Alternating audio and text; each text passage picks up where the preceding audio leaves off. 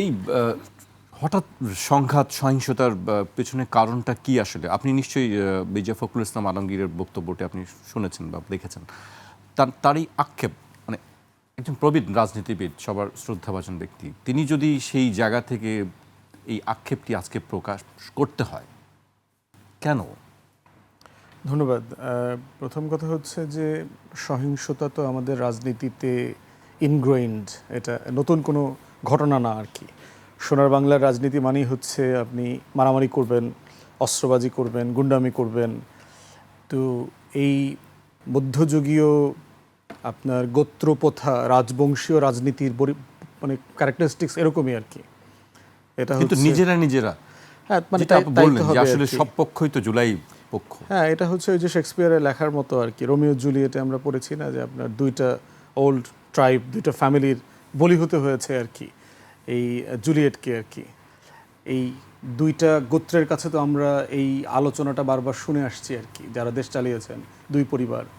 তো মোটা দাগে আজকের দায়গুলো তারা কোনোভাবে এড়াতে পারবেন না। মির্জা ফখরুল সাহেবকে যদি আবার কাউন্টার জিজ্ঞেস করি, আপনি আপনার দলই তো আপনারা 3বার দেশ পরিচালনা করেছেন, আপনার ব্যুরোক্রেসি রিফর্ম করবার জন্য কি করেছেন?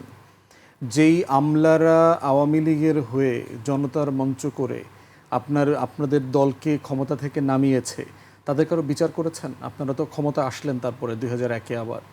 তাদের কোনো আমলাদেরকে কি আপনারা বিচার করেছেন যারা তো রাষ্ট্রদ্রোহিতার অপরাধ করেছে?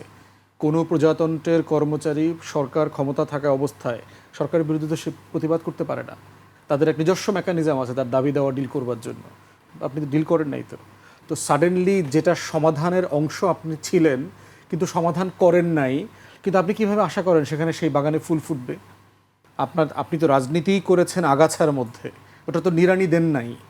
তো নিড়ানি না দিয়ে আপনি কীভাবে আশা করছেন যে এখানে কোনো সমস্যা থাকবে না, সংকট থাকবে না? আবার প্রমোট করছেন কাদেরকে দেখেন।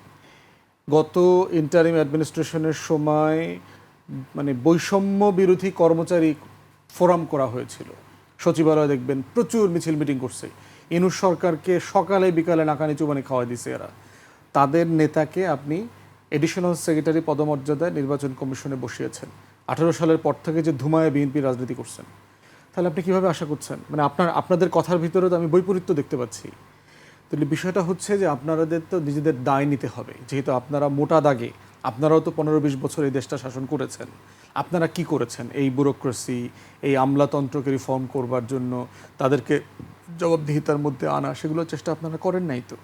দলীয় অ্যাপয়েন্টমেন্ট দিয়েছেন। গত সপ্তাহে দেখলাম সরকারি প্রতিষ্ঠানে বিএনপির 31 দফার 8ম দফায় বলা আছে যে রাষ্ট্রীয় সাংবিধানিক সংবিধিবদ্ধ প্রতিষ্ঠানে নীতিমালা প্রণয়ন করে তারপরে যোগ্যতা মেধার ভিত্তিতে তারা অ্যাপয়েন্টমেন্ট দেবেন। কি নীতিমালার ভিত্তিতে দিলেন? বাংলাদেশ ব্যাংকের গভর্নর বানালেন, নির্বাচন কমিশনে বসালেন, বিভিন্ন কর্পোরেশনে বিভিন্ন জনকে দায়িত্ব দিলেন, সব দলীয় পদধারী লোক।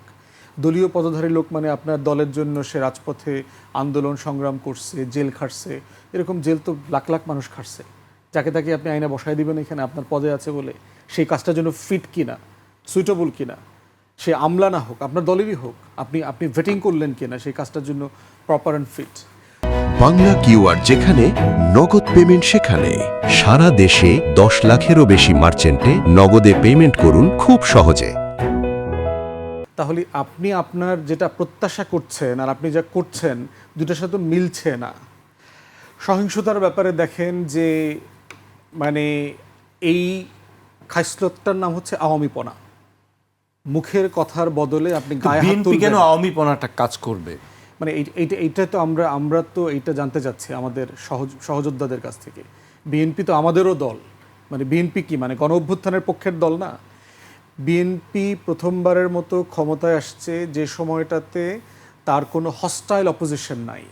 তাকে টেনে হিচড়ে যেন তেনভাবে ক্ষমতা থেকে নামায় ফেলতে চায় সকাল সন্ধ্যায়, এমন কোনো বিরোধী দল নাই বাংলাদেশে এখন। সবাই জাতীয়তাবাদী রাজনীতি করে, মোটা দাগে শহীদ জিয়ার ক্যানভাসের পলিটিক্স করতেছে।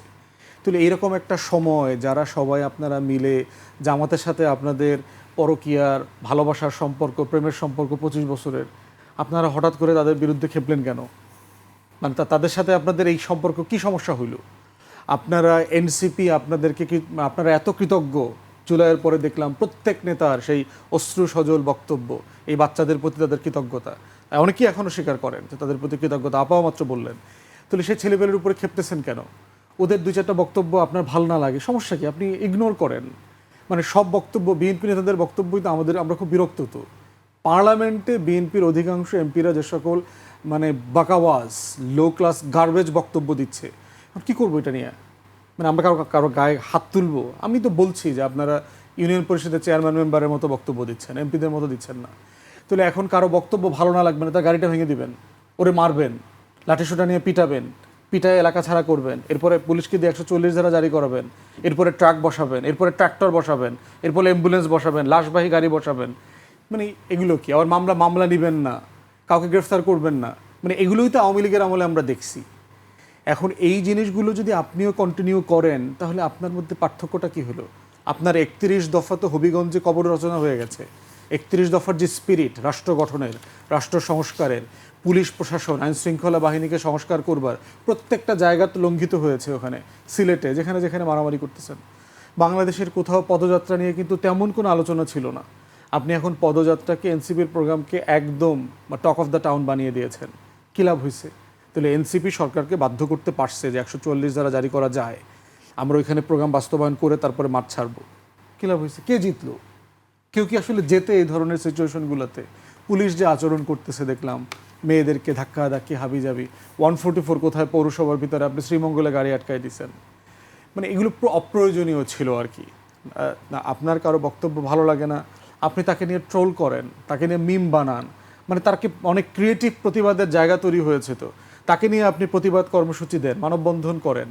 মানে আপনার নেতাকর্মীকেও তো আপনি একটা গণতান্ত্রিক ফ্রেমে আনবার অভ্যেস করাতে হবে। এবং ভিডিও ফুটেজ কোত্থেকে আসছে দেখেন, অধিকাংশ ফুটেজ আসছে কিন্তু জাতীয় গণমাধ্যম থেকে না। ফুটেজ আসছে কিন্তু যারা মারছে, ও লাইভে বলতেছে এই ভালোভাবে ক্যামেরা ধর, পিছন থেকে যেন আমার চেহারা দেখা যায়। তারপরে পিছনে গেঞ্জিতে পড়া হচ্ছে হবিগঞ্জ জেলা ছাত্র দল।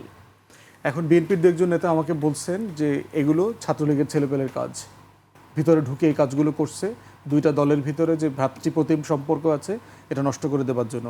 এই কথাটা যদি সত্য হয়ে থাকে, এটা তো আরও ভয়ঙ্কর। তাহলে কি আজকে আমরা ধরে নেব যে বিএনপি, জামাত, এনসিপি, এবি পার্টি, এদের সবার ভিতরে যে গণ অভ্যুত্থানের ভ্রাতৃপ্রতিম সম্পর্কটা আছে, এই সম্পর্কটা ধ্বংস করবার জন্য চেষ্টা করা হচ্ছে অনলাইনে অফলাইনে? আপনারা সে ফাঁদে পড়ছেন, আপনাদের নেতাকর্মীরা সে ফাঁদে পড়ছে। তাহলে এটা তো আরও ভয়ঙ্কর হবে। 6 মাসের ভিতরে যদি আপনি তার নিয়ন্ত্রণ হারায় ফেলেন, এরপরে কি হবে? বিএনপি নেতাকর্মীদেরকে বলতেছি, ভাই 1 থেকে 6-এর কথা মনে রাখিয়েন। এই বিএনপি কিন্তু অপারেশন ক্লিন হার্ট করছে, এই বিএনপি কিন্তু র্যাব বানায়া হাজার হাজার দলের নেতাকর্মীরা কিন্তু আজিমপুর পাঠায় দিছে, লাশ পাওয়া যায় না কিন্তু। অতএব এই বাস্তবতাগুলো মাথায় রাখিয়েন। আপনারা যারা বেশি বাড়তেছেন, নয়া মানে 5 তারিখের পরে হাইব্রিড বিএনপি হয়েছেন, আপনাদের বাস্তবতাগুলো মাথায় রাখেন। কিন্তু বিএনপি যখন ইনটলারেবল হয়ে যাবে, পাবলিক সেন্টিমেন্ট যখন প্রচণ্ড রকম বিপক্ষে চলে যাবে, তখন বিএনপি কিন্তু হার্ডলাইনে যাবে। তাদের এই হার্ডলাইনে যাওয়ার ইতিহাস আছে। অতএব বাড়াবাড়ি বেশি করিয়েন না, সবাই মিলে একটা গণতান্ত্রিক পলিটিক্স করা দরকার। আমি এনসিপির বন্ধুদেরকে বলবো যে ভাই, আমি তো সারাদিন বিএনপি সমালোচনা করতেছি, মনিয়াপার সাথে একসাথে পাশে বসে তো সারাদিন বিএনপি সমালোচনা করি। এই জন্য কি মনিয়াপার সাথে আমার সম্পর্ক নষ্ট হয়ে গেছে? রাজনীতির ভাষা ব্যবহারের ব্যাপারে সম্মানিত হওয়া দরকার। মাননীয় প্রধানমন্ত্রীর অনেক পলিসির সমালোচনা করতেছি প্রতিদিন, তাকে তো এই জন্য আমাকে কোনো স্ল্যাং বলতে হচ্ছে না, তার বাবা মা পরিবার নিয়ে তো কোনো কথা বলতে হচ্ছে না, বিএনপির কোনো নেতা, মনিয়াপার বংশ, এগুলো নিয়ে তো আমাকে কথা বলতে হচ্ছে না। আমি মনিয়াপার সাথে দ্বিমত করতেছি, আমি আপনার সাথে একমত না, এই পয়েন্টে একমত না, আপনার পলিসি এখানে কন্ট্রাডিকশন আছে, আপনার কথা কাজে মিল নাই, বলেন আপনি। তো এই জন্য আমাদের সহযোদ্ধা বন্ধুদেরকে বলছি, রাজনৈতিক ভাষা প্রয়োগের ব্যাপারে আমাদের সবার এক লিমিটেশন আছে। আমি আমাকে সহই বলছি যে আমাদের সবার এই ব্যাপারে সতর্ক থাকা দরকার। কারণ দিন শেষে আমাদের রাজনীতির ক্যানভাসটা একই জায়গায়, দ্বিমত আছে কিন্তু মোটা দাগে ক্যানভাসটা এক জায়গাতে।